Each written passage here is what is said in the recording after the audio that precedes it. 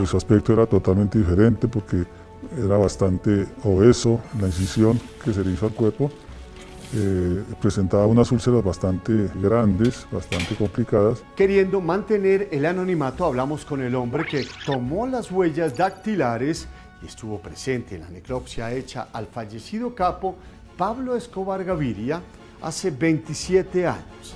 Este hombre nos revela detalles no escuchados anteriormente. Este es un reportaje de Wendy Heredia. Entramos a una morgue. Quisimos reconstruir en ese reportaje un poco lo que vivieron el dactiloscopista y el tanatólogo que estuvieron frente al cuerpo, el fallecido jefe del cartel de Medellín, Pablo Emilio Escobar Gaviria. Su aspecto era totalmente diferente porque era bastante obeso, una barba muy larga y abundante.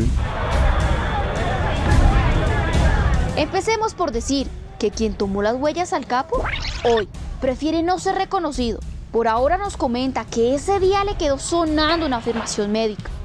Tanto como que si el capo no hubiese muerto ese 2 de diciembre de 1993 por las balas, posiblemente una enfermedad crónica se lo hubiese llevado.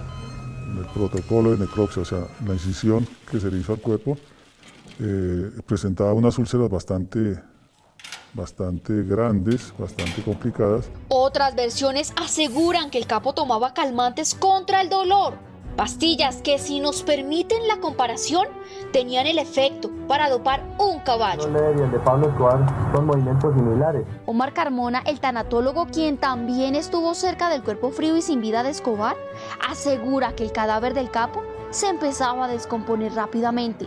Pablo Escobar al día siguiente ya estaba entrando como en un proceso ya de descomposición, había que enterrarlo porque no se le hizo una preparación adecuada. Estos dos hombres poseen detalles de lo que fue estar, escuchar y ver durante horas en el anfiteatro lo que decían médicos, autoridades y algunos familiares del difunto Pablo.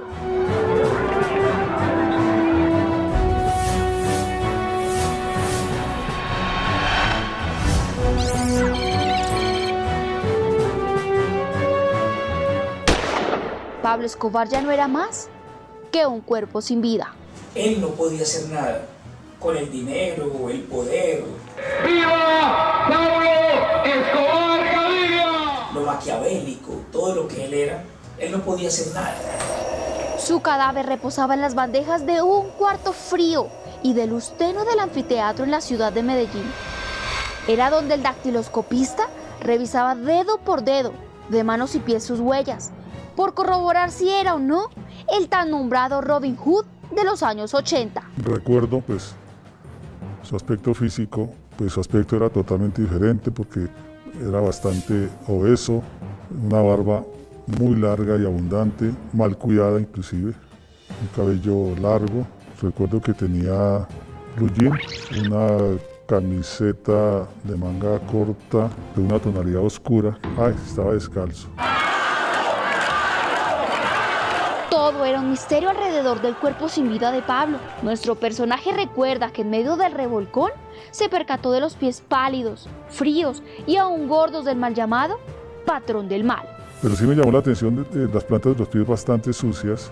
El día 1 de diciembre, o sea, el día anterior, él estuvo en esa casa, le estuvieron celebrando los cumpleaños porque él cumplía años ese día, y el recorrido que había desde ese segundo piso al tejado donde él muere es muy corto. La muerte, sin lugar a dudas, rondaba al capo. Si no lo asesinaban sus enemigos o las autoridades, según la necropsia, pudo haber muerto de una enfermedad silenciosa que padecía en la intimidad. La incisión que se le hizo al cuerpo presentaba unas úlceras bastante grandes y decía el forense que pues, eso también podía haber interferido en su vida. Pero esto es solo una teoría, pues fueron 3 tiros, los cuales se alojaron en el cuerpo de más de 100 kilos de Escobar, que terminaron por acabar con su vida. Además, según medicina legal, no se encontraron señales de pólvora en los orificios de entrada de las heridas. Según el dactiloscopista, eran pequeñas en comparación del fusil con el que supuestamente Escobar fue ajusticiado. Uno puede deducir fácilmente, sin ser balístico, que eran heridas por proyectiles de armas de pequeño calibre, me refiero, que no eran de fusil. Esas heridas provenían de una arma pistola o tal vez revólver. Datos que desmienten más de una versión alrededor de la muerte del hombre más buscado y peligroso en ese entonces. El dactiloscopista alcanzó a percatarse de algunos detalles de ese cuerpo. Sin embargo, su tarea consistía en tomar la necrodactilia. La necrodactilia, pues lógico, es tomar las huellas de esta persona fallecida y tomar una fotografía de filiación y el cuerpo tal como estaba en ese momento. Pero un hecho cambió el rumbo del trabajo de nuestro personaje. Me llaman de la parte externa de medicina legal y me solicita que le entregue todo el material que yo había recaudado en ese momento. Y se lo entregué y hasta el momento, yo nunca vi las fotografías que tomé ni nunca tuve acceso a formular las tarjetas de caracterizares para confrontar que efectivamente era él. Los altos mandos habían solicitado esas huellas, hasta el más pequeño detalle lo tenían cubierto.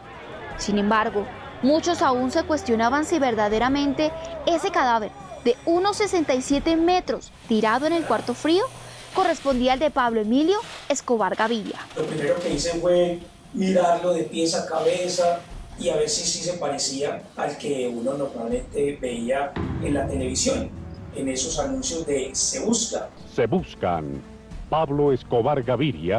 Y sí, no había duda alguna. Así la policía confirmó que Pablo estaba en la casa. Escobar caía segundos después, luego de haber hecho 12 tiros contra los miembros del bloque de búsqueda. En tan solo 24 horas, el tanatólogo Omar Carmona tuvo que realizarle de todo al cuerpo sin vida de Pablo Emilio Escobar Gaviria, en un lugar como estos, mientras cientos de seguidores lloraban al capo.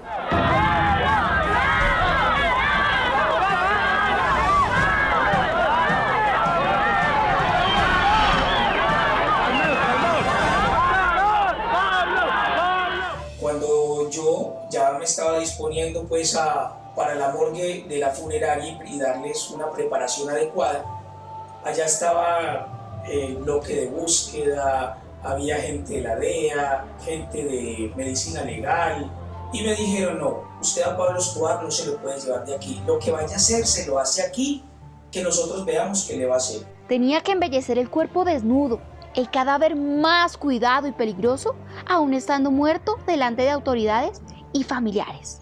Eso allá en medicina legal pues fue terrible porque todo el mundo quería ingresar, todo el mundo quería tener acceso a eso. Procedí entonces a taponar sus heridas, maquillarlo, bañarlo, peinarlo, vestirlo. Como él mismo lo describió, un arreglo superfluo y sencillo. El capo no recibió ni siquiera un buen tratamiento para que su cuerpo se conservara un poco más de tiempo.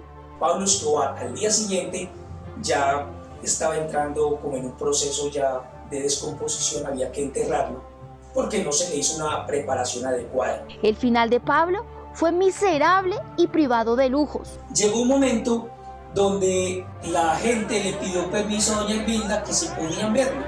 Los que lo persiguieron deben estar llenos de remordimiento. Y que Dios nuestro Señor les perdone. Yo también los perdono. Doña Elvilda dijo: Pablo es del pueblo, que lo vean.